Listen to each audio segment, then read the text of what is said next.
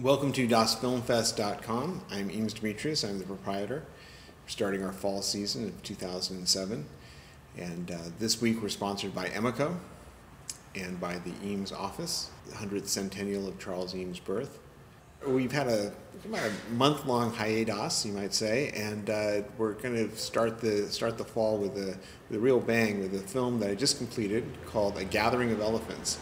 And it's a film that's an animation of the molded plywood elephants that Charles and Ray Eames designed in the mid-1940s, and they've never been out in mass production before. And we brought them out for part of Charles's 100th birthday celebration, and they're so wonderful that we decided I thought it'd be fun to make a little animation of them. So I'll tell you more about the elephants after the film. A Gathering of Elephants.